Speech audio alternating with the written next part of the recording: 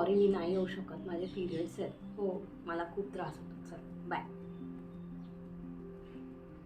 तुमच्या बाबतीत असं कधी झालंय का की काहीतरी महत्त्वाचं फंक्शन, महत्त्वाचं काहीतरी असेल आणि पिरियड पेनमध्ये तुम्ही अगदी वैतागून गेलाय? जॉबला जाणं तर भाग आहे, दर महिन्याला सुट्टी तर नाही घेऊ शकत ना, घरातली कामं पण करावी लागतात. काय करायचं याच्यावरती नक्की काय करता येईल बरं?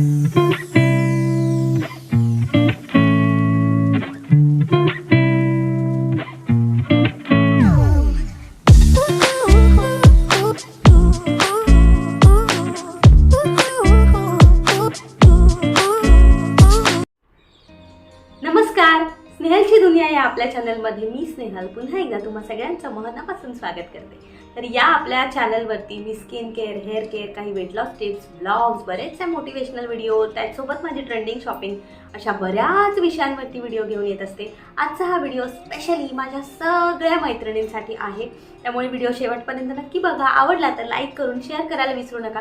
चॅनलवर नवीन असाल तर आपले असेच नवनवीन व्हिडिओज बघण्यासाठी चॅनलला आजच सबस्क्राईब करा. पाळी हे खरं तर प्रत्येक स्त्रीच्या आयुष्यातलं एक वरदान आहे, पण यामुळेच दर महिन्याला होणारा जो काही त्रास असतो, बऱ्याच जणींना प्रचंड मनस्ताप, प्रचंड शारीरिक त्रास, मूड स्विंग्स अशा गोष्टींना सामोरं जावं लागतं आणि हे सगळं हॉर्मोनल चेंजेसमुळे होतं. पोटदुखी होते. तर या सगळ्या गोष्टींमध्ये आपल्याला घरगुती उपाय काय करता येईल, काय काय काळजी घेता येईल, हे सगळं आपण आजच्या व्हिडिओमध्ये बघणार आहे. तर सगळ्यात पहिल्यांदा मी थोडक्यात एक्सप्लेन करेन की पाळीमध्ये पोट नक्की का दुखतं. तर दर महिन्याला जेव्हा पाळी होते तर आपल्या गर्भाशयाच्या आतल्या बाजूला एक अस्तर तयार झालेलं असतं आणि जर प्रेग्नन्सी नाही राहिली तर पाळी येते आणि ते जे काही गर्भाशयाच्या आतल्या बाजूचं जे अस्तर असतं तर ते हळूहळू निघतं, रक्तस्राव होतो आणि या दरम्यान आपले जे काही ओटीपोटाचे मसल्स असतात तर ते थोडे कॉन्ट्रॅक्शन आणि रिलॅक्सेशन होत असतं. त्यामुळे आपल्याला पोटात दुखायला लागतं, ओटीपोटात दुखतं, मळमळतं, काही खावंसं वाटत नाही आणि अशा बऱ्याचशा गोष्टी. काही जणींना चक्कर येते आणि ब्लोटिंग वाटतं, पोट फुगल्यासारखं वाटतं. तर ह्या काही कॉमन सिम्पटम्स किंवा कॉमन गोष्टी आहेत. प्रत्येक स्त्रीच्या बाबतीत हे घडत असतं, मग ती अगदी कॉलेजला जाणारी मुलगी असो किंवा अगदी 40-45ची स्त्री असो. तर ह्या सगळ्यातून महिला सुटलेल्या नाही आहेत. पण या दरम्यान आपण काय काय काळजी घेऊ शकतो हे मात्र आपण नक्की बघून घेऊया. तर पहिली महत्त्वाची गोष्ट ती म्हणजे पाळीच्या दिवसांमध्ये शक्यतो कोमट अशा गोष्टी तुम्ही प्रेफर करा. म्हणजे कोमट पाणी घ्या, ग्रीन टी घ्या, थोडंसं सूप घ्या किंवा अगदीच तुम्हाला घ्यायचं असेल ज्यूस तर मग खूप थंड असा ज्यूस घेऊ नका. तर ही गोष्ट नेहमी फॉलो करा, त्याने खरंच खूप आपल्याला फायदा होतो, फरक पडतो आणि वॉटर इंटेक जो आहे तो तुमचा चांगला असायलाच हवा. पाणी जे आहे ते जवळजवळ 3 ते 4 लिटर पाणी तुमच्या या दिवसांमध्ये दिवसाला तुमच्या शरीरात जायला हवं. तर ही दुसरी महत्त्वाची गोष्ट आहे की म्हणजे पाण्याचा इंटेक 3 ते 4 लिटर पाणी हे तुमचं पिलं गेलंच पाहिजे. मग जर तुम्हाला कोमट करून पिता येणं शक्य नसेल तर नॉर्मल रूम टेम्परेचरला घ्या, पण खूप थंड पाणी जे आहे ते अवॉइड करा. जास्तीत जास्त पाणी पिल्यामुळे काय होतं की जे काही ब्लड फ्लो आहे तो नॉर्मल व्हायला मदत होते. नवीन रक्त तयार होण्यासाठी सुद्धा पाण्याची गरज असते, त्यामुळे पाणी हे खूप महत्त्वाचं आहे. त्यानंतर तिसरी महत्त्वाची गोष्ट जी मी नेहमी फॉलो करते ती म्हणजे खूप जास्त जर आपल्याला ओटीपोटात दुखत असेल तर गरम पाण्याची जी पिशवी मिळते मार्केटमध्ये तशी एक पिशवी आणून ठेवायची रबरी, त्याच्यामध्ये गरम पाणी ओतायचं आणि त्याने शेकायचं. आजकाल इलेक्ट्रिक सुद्धा बऱ्याचशा मिळतात की ज्यामध्ये आपल्याला पाणी वगैरे फिल करायची गरज नसते आणि थोड्या वेळ आपण त्याला चार्ज केलं की त्यानंतर ते गरम होतं आणि आपण शेकू शकतो. थोडासा ओटीपोटामध्ये जे काही मस्क्युलर पेन असतो आपला तर तो कमी व्हायला मदत होते. त्यानंतर चौथी महत्त्वाची गोष्ट आहे ती म्हणजे बऱ्याचदा पाळीच्या दिवसांमध्ये पायाला सूज येणं किंवा शरीरावर सूज येणं हे बघायला मिळतं. पाय दुखतात आणि अशा वेळेला काय करायचं की जेव्हा आपण झोपतो तर पायाखाली सुद्धा एखादी उशी घेऊन झोपायचं, त्याने सुद्धा खरंच फायदा होतो. त्यानंतर शक्य असेल तितका आराम करायचा. आहार जो आपला आहे, डाएट जे आहे ते खूप पचायला जड अन्नपदार्थ, शक्यतो नॉन व्हेजिटेरियन अवॉइड करता आलं तर उत्तम. पण खूप असे उष्ण असे पदार्थ जसं की पपई किंवा मटण, अंडी हे खाणं अवॉइड करायचं. शक्यतो आहार जो आहे तो हलका असायला हवा, पचायला जड असं काही नको. तेलकट अरबट चरबट अशा काही गोष्टी नको.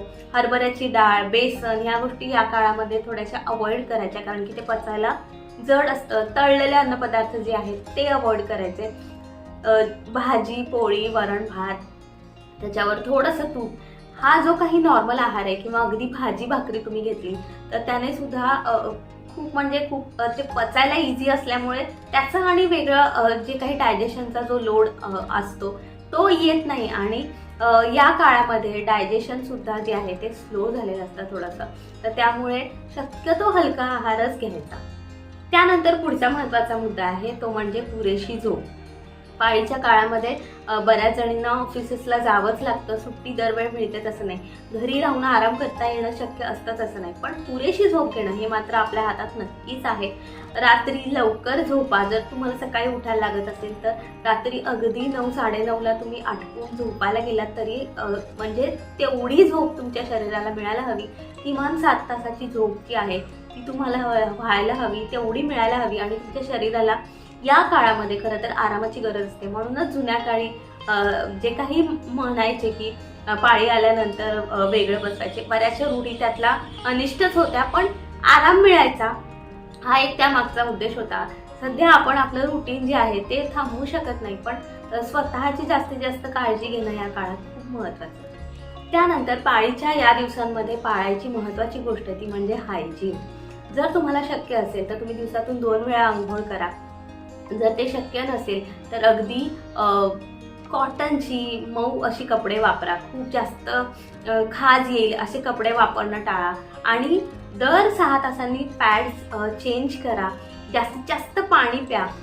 जेव्हा जेव्हा शक्य असेल तेव्हा तेव्हा तुम्ही जर पॉसिबल असेल तर युरिनरी ट्रॅक्ट इन्फेक्शन टाळण्यासाठी तुम्ही वजायनल वॉश सुद्धा वापरू शकता किंवा साबणाचा सुद्धा वापर करू शकता. या काळामध्ये जास्तीत जास्त आराम, त्यानंतर पुरेशी हायजेनिक कंडिशन्स, हायजीन्स मेंटेन करणं खूप इम्पॉर्टंट असतं. पाण्याचा जास्तीत जास्त वापर हा झाला पाहिजे. पाणी शक्यतो 3 ते 4 लिटर पाणी आपल्या शरीरात गेलं पाहिजे. खूप जास्त जर रक्तस्राव होत असेल, खूप हेवी ब्लिडिंग होत असेल तर तुम्ही अशा वेळेला तुमच्या गायनेकोलॉजिस्टला कन्सल्ट हे करायलाच हवं. आपण स्त्रिया खूप स्वतःला इग्नोर करतो, स्वतःकडे खूप दुर्लक्ष करतो. हे असं चालायचंच म्हणत अशा ह्या गोष्टी ज्या आहेत या गोष्टींकडे डोळेझाक होता कामा नये. कारण की भारतामध्ये आता युटेराईनचे इन्फेक्शन्स किंवा युटेराईन कॅन्सर्सचे प्रमाण खूप वाढत चाललेलं आहे. आणि त्याच्या मागे कुठेतरी स्त्रियांचा निग्लिजन्स हाच असतो.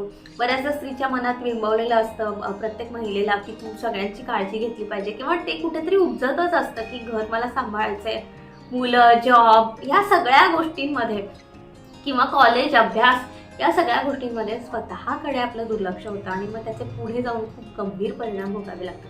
त्यामुळे थोडं जरी तुम्हाला असा डाऊट आला की खूप जास्त हेवी ब्लिडिंग होतंय, नॉर्मलपेक्षा खूप जास्त त्रास होतोय, काहीतरी ॲबनॉर्मॅलिटीज जाणवत आहेत, तर तुम्ही लगेच तज्ज्ञांचा सल्ला घ्या, गायनेकोलॉजिस्टचा सल्ला घ्या आणि स्वतःकडे लक्ष द्या, स्वतःची काळजी घ्या.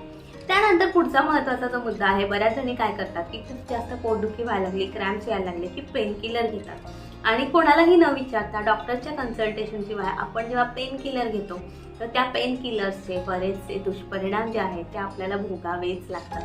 तर या सगळ्या गोष्टी ज्या आहेत, जवळजवळ 9 ते 10 पॉईंट्स मी तुम्हाला सांगितले, या गोष्टी तुम्ही नक्की लक्षात ठेवा आणि या गोष्टी फॉलो करा. तुमच्या मुलींना, तुमच्या मैत्रिणींना, तुमच्या जे काही रिलेटिव्स आहेत, स्त्रिया आहेत, त्या सगळ्यांना या गोष्टी सांगा. आता ह्या झाल्या काही कॉमन गोष्टी, पण त्याचसोबत काही अशा गोष्टी आहेत, काही घरगुती उपाय आहेत जे आपण करू शकतो या पाळीच्या दिवसांमध्ये. तर पाळीच्या दिवसांमध्ये काय काय घरगुती उपाय तुम्हाला करता येतील.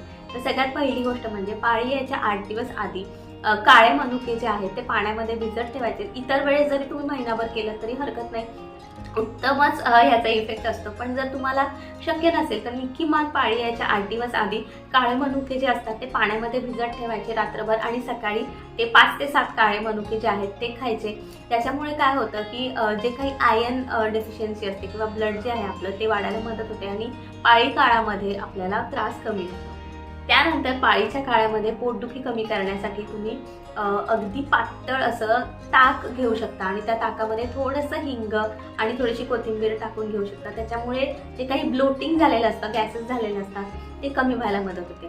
त्यासोबत जेव्हा जेव्हा पोट दुखतं, जसं मी आधी सांगितलं, तर तुम्ही गरम पाण्याच्या पिशवीने थोडंसं शेकू शकता, बरं वाटतं. पायाखाली उशी घेऊन झोपायचं तुम्ही ट्राय करा, त्याने सुद्धा फरक पडतो. खूप जास्त त्रास होत असेल तर अशा वेळेला बेड रेस्ट करणं कधीही चांगलं. शक्यतो मी असं नाही म्हणणार की अगदी 4 दिवस लोळतच राहा, पण खूप जास्त पोटात दुखत असेल थोडंसं 1 तास पाऊण तास जर तुम्ही पडून राहिलात एका जागी शांतपणे, तरी सुद्धा तुमचं जे काही आहे बॉडीमध्ये जे काही ॲक्टिव्हिटीज चालू असतात, इंटरनल खूप साऱ्या गोष्टी असतात, हॉर्मोनल चेंजेस असतात, त्याच्यामुळे आपल्याला त्रास होत असतो आणि थोडंसं तुमची बॉडी जी आहे ती रिलॅक्स व्हायला, माइंड रिलॅक्स व्हायला मदत होते. त्याचसोबत पाळीच्या या काळामध्ये शक्यतो मोड आलेले कडधान्य जे आहे त्याचा तुमच्या आहारामध्ये जास्तीत जास्त वापर करा. त्यासोबत पालेभाज्या ज्या असतात, मेथी म्हणा, पालक म्हणा, या गोष्टी ज्या आहेत त्या तुमच्या आहारात असायला हव्यात. आणि खूप जास्त स्ट्रेस घ्यायचा नाही, कारण की ही एक नैसर्गिक गोष्ट आहे, नॅचरल आहे, सगळ्यांनाच होते. प्रत्येकीला कमी जास्त त्रास हा होतच असतो. त्याचा खूप जास्त बाऊ पण करायचा नाही, पण खूप जास्त दुर्लक्ष सुद्धा करायचं नाही. तर आजचा हा एक छोटासा व्हिडिओ होता माझ्या सगळ्या मैत्रिणींसाठी. पुन्हा भेटूया अशाच एखाद्या व्हिडिओसह. तुम्हाला असा कोणता वेगळ्या विषयावरचा व्हिडिओ बघायला आवडेल हे सुद्धा मला कमेंट करून सांगा, आणि त्या विषयावरचे व्हिडिओज मी तुमच्यासाठी नेहमी घेऊन येत राहते. तर आजचा व्हिडिओ आवडला असेल तर लाईक करून तुमच्या मैत्रिणींसोबत शेअर करायला विसरू नका. पुन्हा भेटूया अशाच एखाद्या व्हिडिओसह. तोपर्यंत खुश राहा, आनंदी राहा, स्वतःची काळजी घ्या. बाय.